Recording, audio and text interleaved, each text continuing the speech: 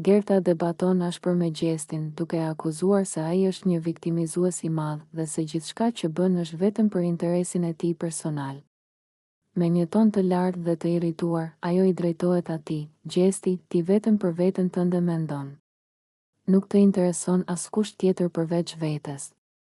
Gjithmonë përpiqesh të bësh viktimën, sikur të gjithë janë kundër teje, sikur të kenë bërë ndonjë gjë të keqe.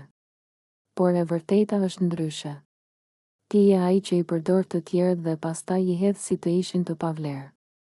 Gjesti, i acaruar nga akuzat e saj, mundohet të mbrohet, duke thënë me përbuzje: "Po çfarë thua ti, moj Gerta?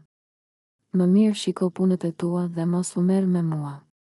Unë nuk kam nevojë për askënd, nuk kam nevojë për mëshirën e askujt, dhe sigurisht nuk kam nevojë për fjalët e tua boshe."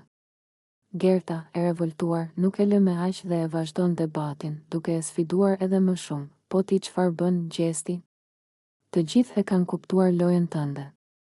Sa herë që del keq, sa herë që të kapim në gënjeshtra apo manipulime, fillon dhe bën sikur je viktim, sikur je i lënduar. Por nuk ka më budallënj këtu.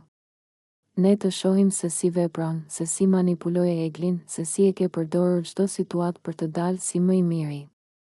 Por e vërteta është se ti mendon vetëm për veten tënde dhe për askënd tjetër."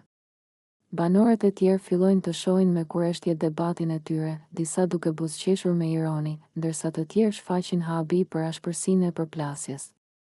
Gjesti, i lodhur nga akuzat, e shikon Gertën me nervozizëm dhe i përgjigjet me arrogancë: "Nuk kam pse të justifikohem para teje. Ti dhe të tjerët mund të thoni çfarë të doni, por unë e di shumë mirë se kush jam dhe nuk kam nevojë të dëgjoj moral nga ty." Gerta, duke parë që ai vazhdon të sillet me arrogancë, tund kokën me përçmim dhe i thot: "Po vazhdo, bëj sikur nuk të intereson.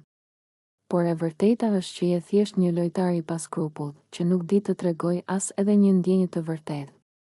Kjo është arsyeja pse askush nuk të beson më, Gjesti. Sepse e gjithë sjellja jote është e rreme." Tensioni mes tyre vazhdon të rritet dhe duket se ky debat nuk do të harrohet lehtë.